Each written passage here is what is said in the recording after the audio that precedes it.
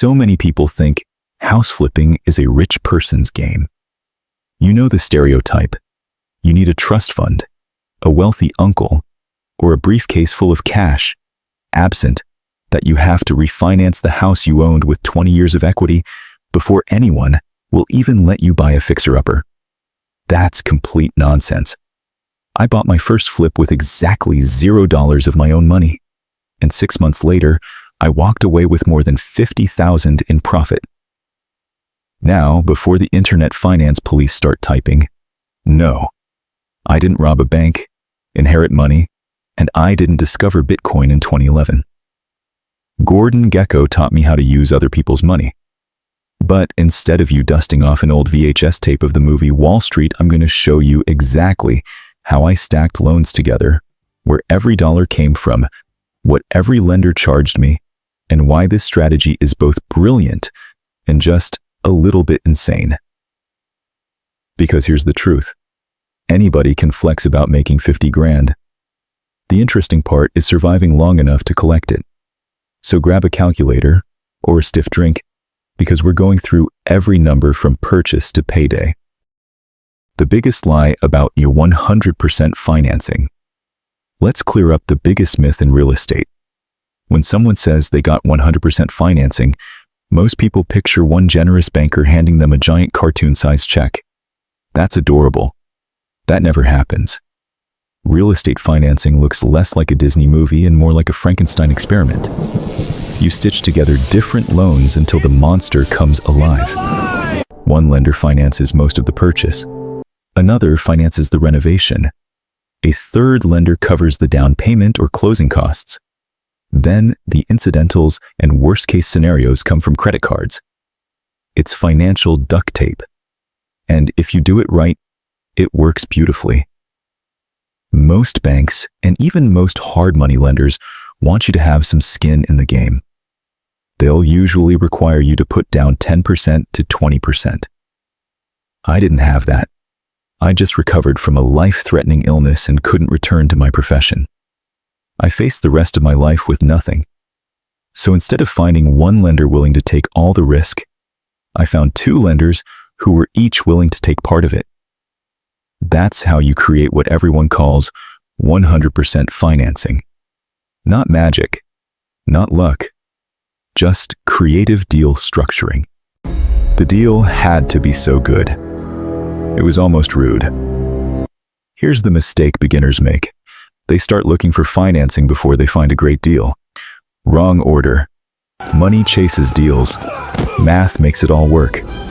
It doesn't chase dreamers, so forget what you learned on all the children's shows. My first flip wasn't pretty. It looked like someone had decorated it using a sledgehammer and poor life choices. It had water in the basement. It was backed with the treasures of a hoarder. It didn't have heat or water, and the electricity was sketchy. The only thing it didn't have were roaches and rodents. Go figure. But that is the sweet spot. Smells like money. But underneath all the ugly, it had great bones, great neighborhood, and strong comparable sales. That's what lenders care about. Here were my numbers. Purchase price, $265,000. Rehab budget, $60,000. After repair value, $450,000. That's an all-in cost of roughly $325,000 for a house worth about $450,000. That's over $120,000 in potential spread before financing costs. Once lenders saw those numbers, they stopped asking if I had experience and started asking where to wire the money. Good deals make financing easier. Bad deals make excuses easier. Big difference. Building the money stack. Here's where things get interesting. My total project needed to cover $265,000 to buy the house, $60,000 to fix it.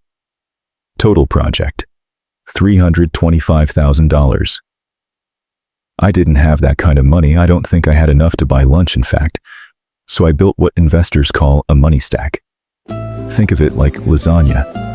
Every layer serves a purpose. My main loan came from a hard money lender. These guys are asset-based, meaning they care more about the deal's potential than your personal W-2. They're fast, flexible, and very expensive. The lender I found offered a pretty standard deal. They'd lend 85% of the purchase price and 100% of the rehab costs. But there was a catch. The total loan couldn't be more than 70% of the after-repair value. Let's do the math on that. Maximum loan based on ARV. 70% of $450,000 equals $315,000. That was my hard ceiling. Loan amount from lender. 85% of purchase price equals $225,250. 100% of rehab budget equals $60,000. Total hard money loan.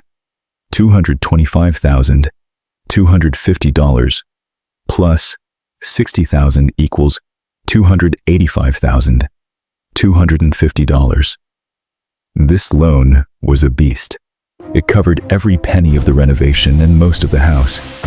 But I still had a gap to fill. The private money loan. So, the hard money loan was $285,250, but I had to show up at closing with the full $265,000 purchase price. The difference was my down payment. I needed $39,750 for the down payment. On top of that, I needed cash for closing costs, insurance, and a small oh crap fund. I estimated that to be about $15,250. That meant $55,000 cash in hand at closing. So how did I come up with this 50 and change? A private money lender. This was someone in my network who gets real estate and wanted a better return than the stock market. I showed him the deal, the contractor bids, my ARV analysis, and the commitment from the hard money lender. I offered him a second position lien on the property and a juicy interest rate. He said yes and wired the $55,000. And boom, just like that, the deal was completely finances financed. I was walking to the closing table without spending a single dollar from my own bank account. The unfiltered financial breakdown, where every dollar went. Gross profit is for Instagram. Net profit is what actually hits your bank account. And on a deal this leveraged, the costs pile up fast. This whole project took me 6 months from purchase to sale, which is right around the national average these days. Here's every single dollar of cost that went into this flip. Acquisition and closing costs. Purchase price equals $265,000. Buyer's closing costs, which is title, escrow, and related expenses, is $5,500. Rehab and renovation costs. Contractor labor and materials is around $60,000. Contingency. This is money used when the former owner's DIY project rotted out the kitchen floor and you didn't know until you tear out the cabinets. Figure $4,500. Total rehab cost is $64,500. Don't forget holding costs, which I always figure 6 months. Hard money interest. 10% on $285,000. $250. That will come out to $14,250. Private money interest, that will be 13.5% on $55,000, totaling $3,575. Property taxes. This will vary, but let's say $3,000. Insurance again. This depends, but figure $2,400. Utilities, water and electric, $1,800. Total holding costs, so $25,025. But wait, there is more. Financing fees. Hard money. Origination for me. It was 2 points on $285,250. I paid $5,710. Private money origination. For this, I also paid 2 points on $55,000 or $1,100. Total loan fees, $6,810. Selling costs. Real estate agent commissions, 5.4% of a $450,000 sale price. $24,300. Staging, $3,000. Seller's closing costs, title and transfer taxes, $2,500. Total selling costs, $28,000. Add it all up, and the total all-in cost for this project came to $396,600. The payoff: gross profit versus true net profit. Now for the moment of truth. We listed the house at $449,900 and received a strong offer pretty quickly. Final sale price, $450,000. Let's look at the profit three different ways. The TV show gross profit. $450,000 from the sale minus $265,000 for the purchase equals $185,000. That number is completely misleading, but it makes for fantastic television. It is the tell her what she is one moment. Gross profit after rehab. $450,000 from the sale, minus $265,000 for the purchase, minus $64,500 in renovation costs, equals $120,500. Now we're getting closer. But that's still not the money that ends up in your pocket. The actual take-home net profit final sale price, $450,000, minus total all-in cost, $394,835. True net profit, $55,165. After paying back both lenders, every dollar of interest, every loan fee, every contractor invoice, every utility bill, every closing cost, and every other expense, I walked away from my very first flip with more than $55,000 in profit. And I did it without bringing a single dollar of my own money to the closing table. Breaking down real deals like this is one of the fastest ways to learn this business. If you want to see more case studies where I show every number, every mistake, and every lesson, do yourself a favor and hit that subscribe button. Now I want to hear from you.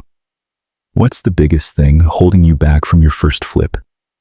Is it finding the money? The fear of losing everything? Or just finding a deal that's actually worth buying? Drop your answer in the comments below. I read as many as I can, and I do my best to reply. So, is 100% financing real? Absolutely. Is it easy? Not even close. Is it cheap? Definitely not. The interest rates are high. The fees add up fast, and your risk is turned up to 11. If this project had been delayed by another 3 months, those holding costs would have taken a serious bite out of my profit. Success with this strategy comes down to 3 things. First, finding an outstanding deal that can absorb expensive financing. Second, managing your renovation budget and timeline, like your paycheck depends on it. Because it does. And third, having the confidence to creatively stack different sources of money together to make the deal work. The average gross profit on a house flip is often somewhere between $60,000 and $70,000 before financing costs, holding costs, commissions, and all the other expenses we've talked about today. That's why understanding your numbers matters more than chasing big headlines. This first flip proved something I'll never forget. It wasn't about having a huge pile of cash. It was about having the right knowledge, the right plan, and the discipline to execute. Was it stressful? Absolutely. Was it terrifying? More than once. But walking away with more than $55,000 proved that ordinary people can do extraordinary deals when they understand how to structure them. Now you have the blueprint. The only thing left to do is go find your first deal.